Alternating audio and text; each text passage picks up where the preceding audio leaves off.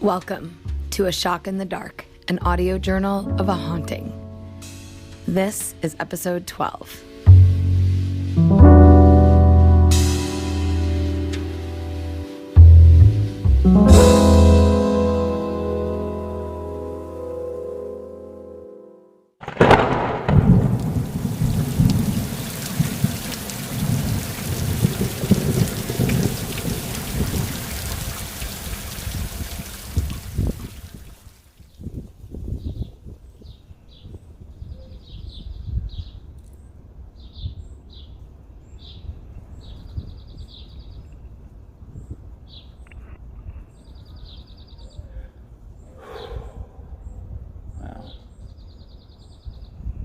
Peaceful out here.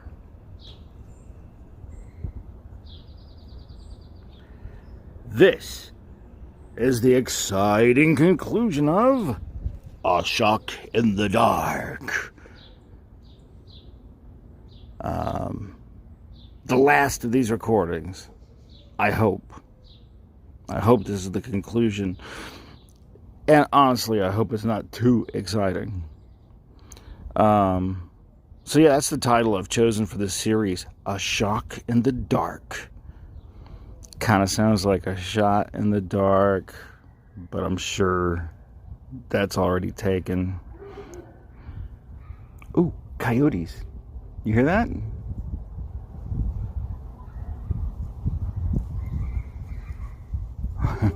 I don't know if you can hear that, but there are some coyotes yapping.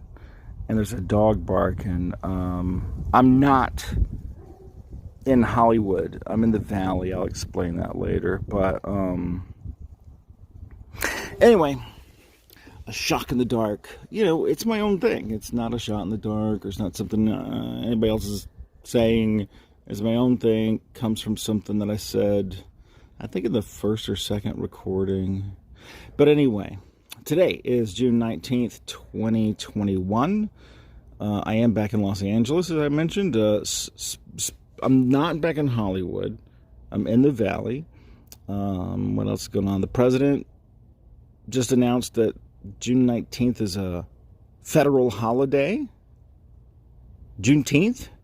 How do I hear about a federal holiday 2 days before it actually happens, you know? Anyway, tomorrow's Father's Day, and I hope to spend it with my kids. And, because spending time with your kids is way better than, any gift certificate from Best Buy or a tie or any gift. Oh, yeah, and forgot to mention this little news tidbit, but yeah, the government has put out a report that, there's UFOs. But the government's report kind of cheated. It's like when your English teacher asks you to use, the word theoretical in a sentence. And you say, one of my favorite words in vocabulary is theoretical. That's basically what the government did.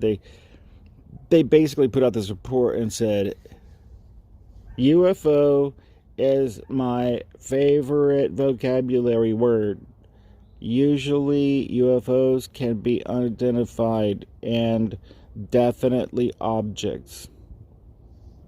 But anyway, aside from all that going on in the outside world, there's been so much going on in this insane world that I've been living in. So let's just get into that. First of all, back from seeing my parents. I was going to stay with them until the psychic is able to come over and work her magic ceremony spell thing on the apartment. But there are a couple of reasons I'm back. Number one, this stuff just seems to follow me no matter where I go. Granted, it's to a lesser extent, but it's still plenty bad. So it really doesn't matter where I am. It just kind of lightens the load a little bit if I get out of the apartment. And number two, the psychic is going to be coming by this Wednesday night. I think that's the 23rd, which is finally a real chance to put a stop to all this. And when I say all this, let me explain some of the stuff that's happened since my last recording.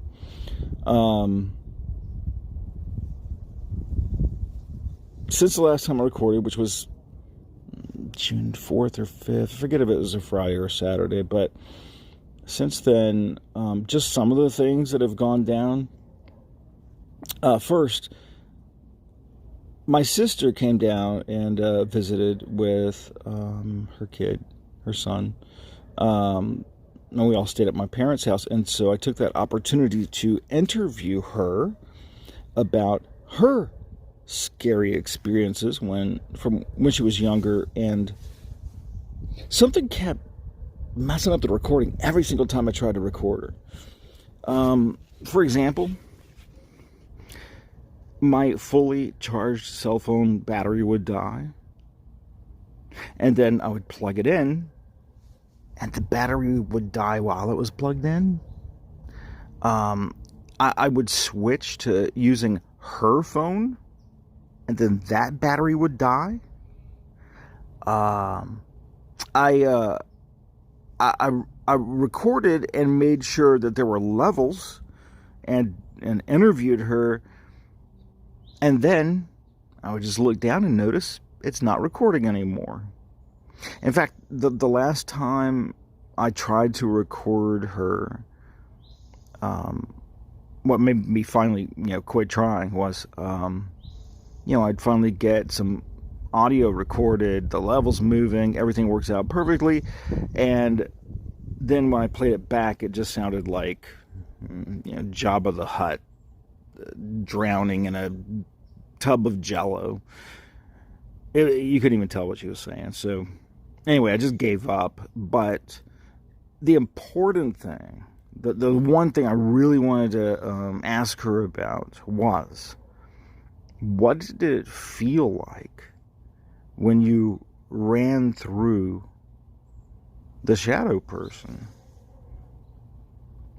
That was on a previous recording. I don't know how I'm going to post all this stuff, so I don't know how to tell you to reference it or whatever, but I did write down what she said so that I wouldn't count on my memory. So my sister said she was running from her room. This is when she was little. She was running from her room to our parents' room, and there was a shadow person that was blocking the doorway. This is what she said. She said as soon as she made contact with the shadow person, it was, quote, a simultaneous shock of ice-cold air and pure fear that passed through my body in a fraction of a second. And while that was going on, it also felt like I was walking through thick spider webs made out of gelatin that were charged with static electricity. And no matter how fast I was trying to run, it felt like when you try to run in waist-high water, it felt like I was moving in slow motion. End quote. That's what my sister says running through a shadow person feels like. And that brings up two thoughts. One, clearly it was not sleep paralysis. She was up running and looking at this shadow person. And two, in all that time that I saw shadow people when I was a kid, never in a million years would I even think about running through them. Never.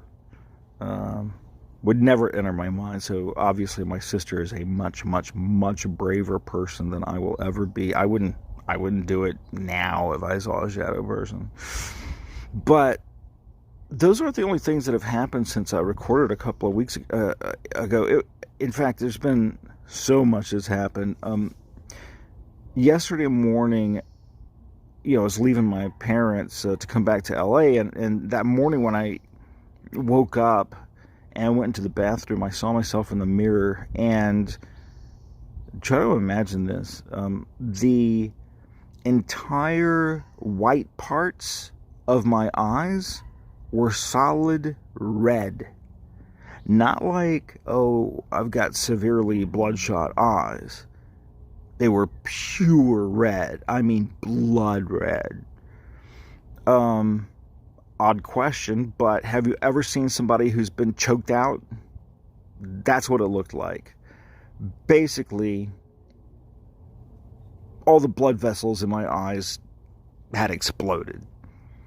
Of course, I looked it up on WebMD, as you do. And it's called a SUBCONJUNCTIVAL hemorrhage.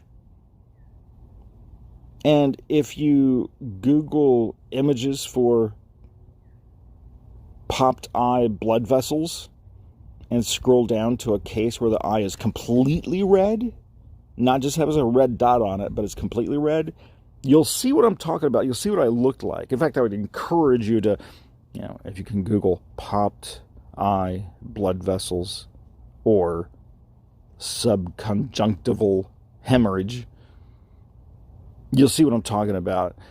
I mean, I looked like a monster. Just blood red eyes. I mean, it was scary looking. And of course, I went on WebMD, like I said, to see what was wrong with me. And it is, in fact, the only time I've ever put a symptom into WebMD, and WebMD did not tell me I was dying from a terrible disease. In fact, it said a subconjunctival hemorrhage is fairly common. Don't really need medical attention. It's usually easily self-diagnosed, and it'll just go away. Never seen a WebMD say that about anything. You could say, I sneezed.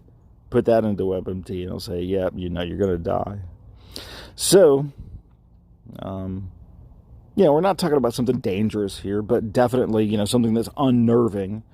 You go into the bathroom and look at yourself and you got, red eyes. And it's kind of spooky, kind of scary. But basically, it's caused by a sudden severe strain, or if you're on blood thinners, or somebody chokes you out until you pass out. I guess all those things can make your blood vessels in your eyes pop. And mine has started clearing up fairly well. But it did make it very difficult, or at least awkward, to pass through TSA security at the airport and, get on an airplane without panicking all the passengers and the pilot and the flight attendant. Especially in the South. I just felt like everybody was looking at me like, oh my God, you are the devil. Either that or, dude, you are so wasted, my man.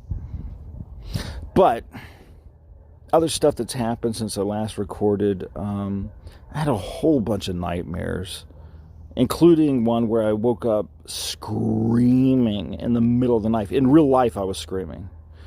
And that, of course, scared the life out of my parents and my sister, and my poor 10-year-old nephew didn't know what was going on. They were all staying at the house, and they just hear these blood-curdling screams in the middle of the night. That's not good. And by the way, when I woke up with horrific, bone-chilling screaming, bloody murder at the top of my lungs, I also kicked as hard as I could. And when I did that, I hit the top of my foot on this wooden bed that I was sleeping in, and I hit it so hard it made a huge cut on my foot and, a surrounding bruise. I know the top of a bed is called a headboard, so what is the bottom of a bed called? The footboard? Well, whatever you call it, that's what I kicked. And it was, pretty thin at the top, piece of wood, and it really hurts to walk now. Oh, God. Okay, this all makes sense now. it just dawned on me how much I must have looked like a zombie walking through the airport. I mean, just imagine this for a second. You know, you're in the airport, and here comes this dude walking very slowly because he hasn't slept well. And I've got this slow, limping walk. You know, my right foot is kind of dragging behind me, and I've got blood red eyes walking through the airport. You know, you throw in a or a brains, and that's the whole zombie package. But anyway, the main reason I'm back in LA, as I mentioned, the psychic medium finally coming back to be in my apartment and, you know, do her thing. She's going to fly in on Tuesday. I reckon on her broom. No, it's not nice to say. I shouldn't say that.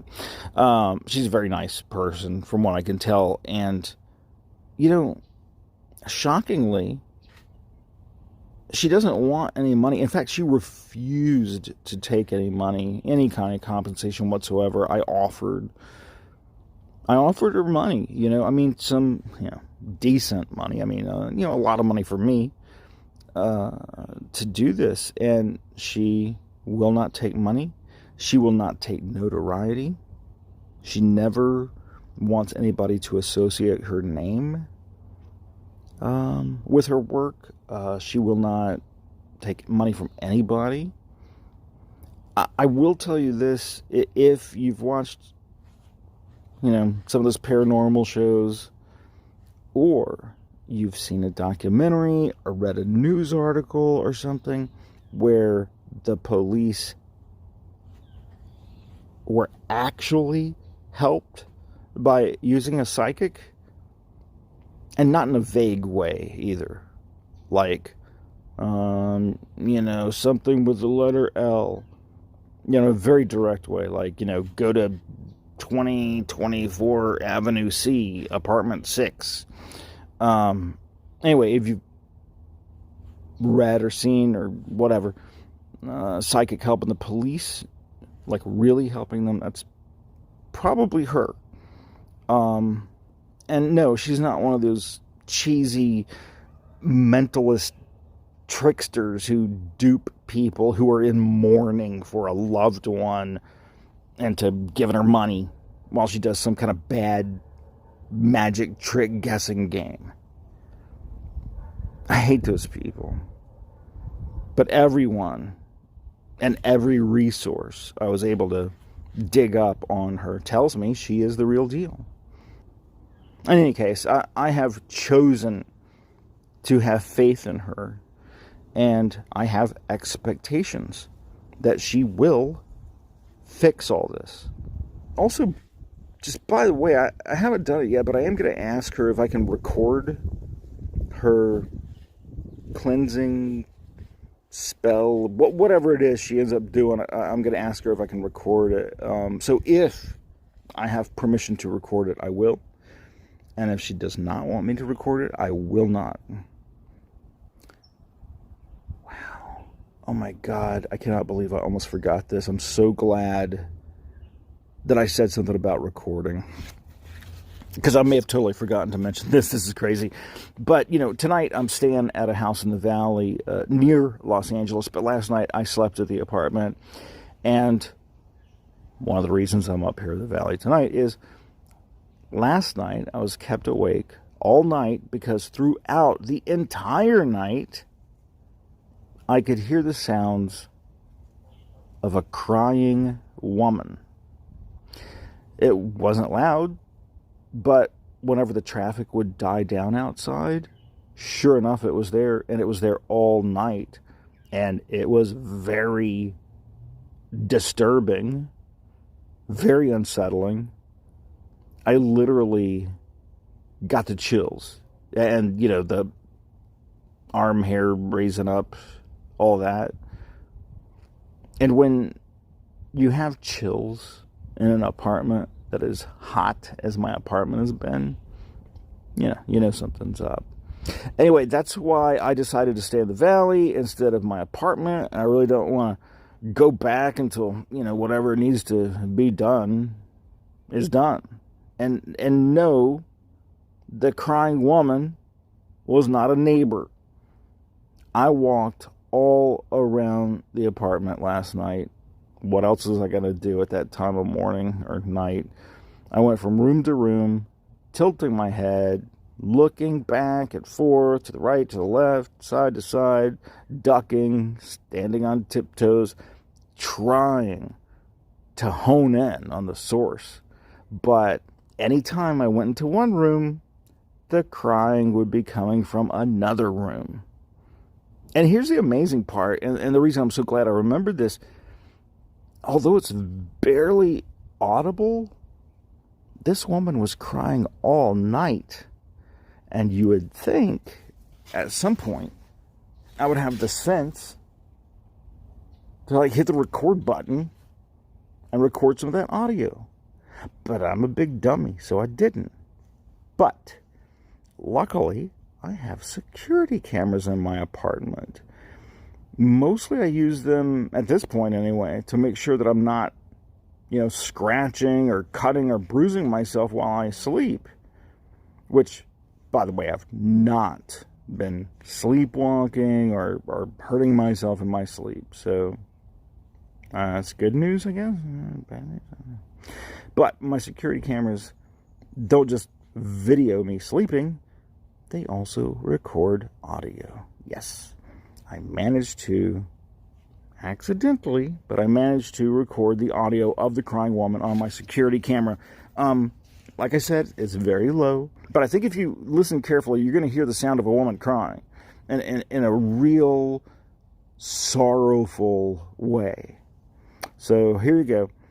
This is audio of the crying woman from my bedroom security camera from last night.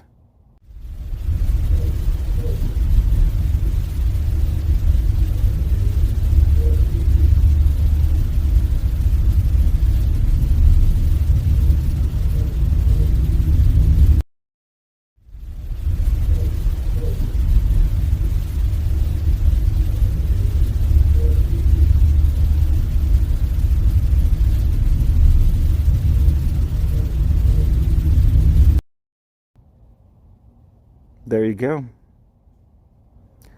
Judge for yourself. I mean, you could think whatever you want. For me, personally, I am 100% absolutely certain that this is the sound of a crying woman. And I am absolutely certain that it's not coming from a neighbor, it's not coming from outside.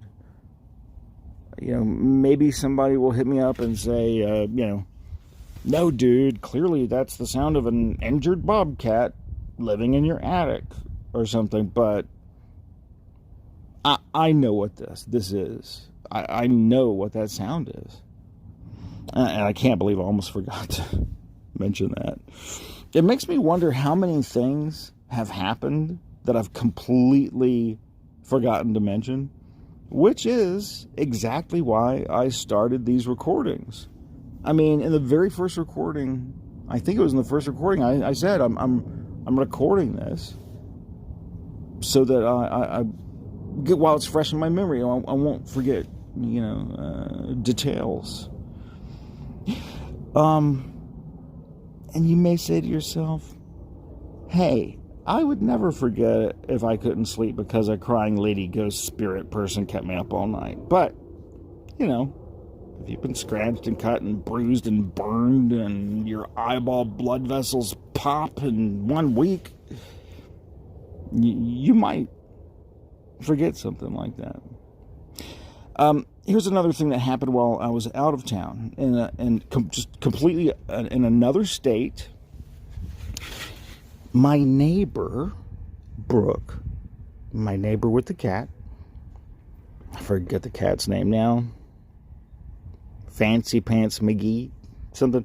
Anyway, my neighbor, who I strongly suspect is responsible for all this stuff that's happening, and who I strongly suspect is a witch or some kind of occult thing. I don't know a lot about all this stuff, so I apologize. But anyway, apparently she called the landlord to complain that I was making a lot of noise at 2 o'clock in the morning. Can you believe that? I was out of state. I was nowhere near my apartment. When my landlord called me at that time of night about me being noisy in my apartment, getting on my case, I was so ecstatic to be able to tell him, nobody's in my apartment. I'm out of state. That girl, your tenant, is a liar. And the landlord actually kind of defended her a little bit at first. He was all like, oh, maybe it's another apartment, and she mistakenly thought it was coming from your apartment. And as I pointed out, or reminded him, our apartments only share a wall with each other. Neither apartment shares a wall with anybody else in the whole building. So that shows you the kind of person I'm dealing with. I have no idea why this person picked me as her victim. And I guess I stereotyped the witches. Not that they would all look like the "I'll get you, my pretty" witch from the Wizard of Oz. But, just to be 100% honest, I did automatically picture an overweight 40-year-old woman with long gray, maybe jet black hair, who always wears black lace, maybe a Stevie Nicks type or something. That's what I thought a witch would look like. Older Stevie Nicks with more weight. Anyway, that's not fair, and that's on me, and I apologize for that. In fact, my neighbor, in spite of being actually pretty hot, really hot, in fact, I'm 99% sure she's a witch, or, what I would consider somebody's, in the occult and making bad things happen. And I'm 99% sure she's, I don't know what they do, cast a spell or place a curse or whatever or something, and I have no idea why. I watched her cat. Let me see if I have anything in my notes. Oh, I remembered the word I was looking for the other day. Of course, I remembered long after I'd finished recording, but in my last recording, I was trying to remember the special word that means a witch's helper animal, and I believe it is called a familiar. And that is, well, it's what I believe Mr. Dumpling Face the cat is to my witchy neighbor Brooke. Anyway, I've not seen my neighbor, the alleged witch neighbor, or her Mr. Dancy Butt cat since I've been back from seeing my parents. And I'd like to keep it that way, honestly. There's one other big thing that's happened since I last recorded, which I might as well mention right now. And I guess you would already know this if you're hearing this, but just for the record, whatever. I have made a solid decision about this and my other recordings. And now I am committed to that decision. I am going to post these recordings online. I'm thinking about maybe SoundCloud or something, but at this point I'm pretty much sure that I'm going to post them on YouTube. I would put them in podcast form, but I'm too busy to do that. And when I say too busy, I mean too lazy to do that. I don't know how to figure out how to podcast something. And YouTube's so easy, you know? You just put some sort of photo or video up, and then you can place the audio in there, upload, done. Easy. Hopefully, and maybe I'm just dreaming, but hopefully my posts would help somebody out. You know, somebody who has something unexplained happening. You know, maybe this will make that person feel like, okay, maybe I'm not going insane. Look, honestly, if you're hearing voices and seeing things that aren't there, yeah, maybe you should consult a physician. I did. But eventually I've come down on the side that this is something special isn't the right word, but it's something unique going on. And I hope I've dealt with all this with a sense of humor as much as possible. Although I have to say, sometimes, maybe a lot of the time, this whole thing has been frightening. It's been extremely depressing, extremely dark at times, extremely lonely at times. Yeah, I mean, I've been in some bad patches throughout this whole thing. And, you know, sometimes it's been excruciatingly frightening, too. It's really made me struggle to not give up not only these recordings, but I've had to struggle, well, pardon the pun, but it's made me battle my own demons. Internal demons, you know? But also I really want to open this up to you, whoever you are that's listening right now. You know, I've listened to a ton of YouTube scary story people, and basically they narrate other people who have experienced crazy stuff.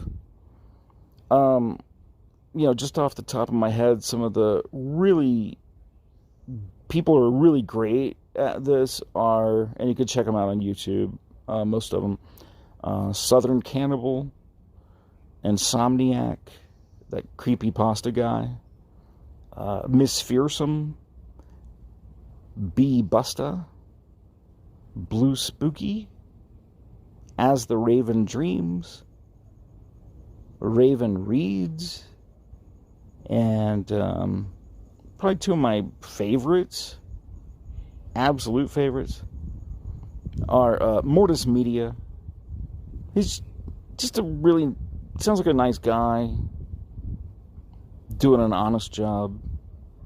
And probably my favorite is Hellfreezer.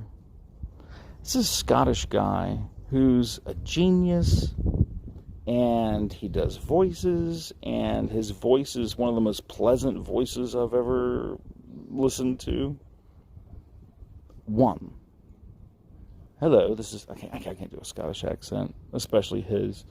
But anyway, those are some things you can check out. Oh, and I have to mention the OG. Now, this is a podcast. I don't think he's on YouTube. He might be. But Jim Harold with Jim Harold's Campfire. He's been around for a long time doing this. And all these people, and a few more that I'm not thinking about, really do great work. And you know, their information is giving me some, you know, they've given me some solid information and set some expectations and really just made me feel like I'm not completely insane and completely alone during this. Because, you know, if you haven't deduced this yet, I no longer think that I'm insane. I do sincerely believe that there is something to paranormal stuff. And, you know, not everything, and probably Not most things. But I certainly wouldn't deny its existence. Yeah? There's so many things that probably have very simple explanations, and some things that probably have very complicated explanations, but paranormal, I mean, it just means it's stuff that we haven't figured out yet. Anyway, what is going on with me in my apartment? I am certain it's not something easily explained away, but I want to hear what you have experienced. No matter how big or small or long or short your story is, if you've had any unexplained experience, or you've died and come back to life and saw something on the other side, or saw nothing on the other side, or if you've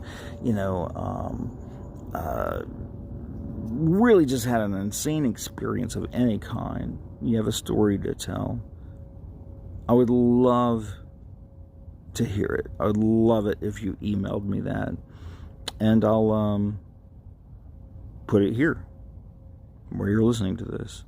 So you can write it all down and email it to me, and I will read it, or you can record it on any kind of voice app on your phone, just like I'm doing right now, and just send me the audio and I'll play it. Either way, I might comment on it, maybe not, I don't know yet. But I just don't want you to send me anything that you've sent to somebody else. I don't want to do what other people have done, especially when there's so many great people out there who can do it better than me. But this is my own personal journey, and I'm doing this for my own reasons. I have no expectations to be some big podcast guy, or big on YouTube guy or anything. And I certainly can't do it as well as some of those people I named earlier can do it. So I'm not interested in fiction at all, or I guess creepy pasta. I don't want any of that. I want to know true stuff. That's what interests me. So the email address where you could send your story is aSHOCKintheDARK@gmail.com. aSHOCK, SHOCK, aSHOCKintheDARK@gmail.com. Also, if you have any questions for me about my experience, I'll talk about anything. You got anything you're confused about? Anything I could add clarification to, or just, something that you see as a contradiction, or whatever. I don't care. I'll talk about it. You just want more details about any single aspect of anything, that's cool. You can email me at aSHOCKintheDARK@gmail.com. Or if you have a question, you could put in the comment section. Just write it in there, and I'll do whatever I can to make a video where I answer your questions as well. Just like one recording, if I get, at least 4 or 5 questions about anything. So I'm going to try to put a link to my email address, and I'll try to put a link to some of my favorite YouTube people as well in the links below where the video is. Although I've never ever tried to do that, so who knows if that will work. But I'll try to do that. So anyway, I'm going to try to get some sleep tonight. So tired after traveling and not sleeping a lot. I've got some earplugs just in case, crying lady decides to pop over for a visit. And Wednesday should be a huge day. So I'm really excited to see what that day brings. And hopefully the next time I record something, that will be the last recording on this whole deal. God, I hope that's the case. I really do have high hopes that this is going to work out this week. And I also have high hopes that I'm allowed to record what the psychic medium does at my apartment. I think it would be interesting to hear. So anyway, for now, truly, sincerely, thank you for taking this journey with me. I hope we're close to the end. And with that, I'll just say good night, whoever you are. You've been listening to A Shock in the Dark, an audio journal of a haunting. For a free subscription to this series, push the subscribe button. To get an alert when the next episode posts, push the bell notification symbol. Post your questions or comments to the narrator in the comments section below. To contribute your recorded or personal story for this series, send it in an email to aSHOCKintheDARK@gmail.com. Until next time, as our narrator says, good night, whoever you are.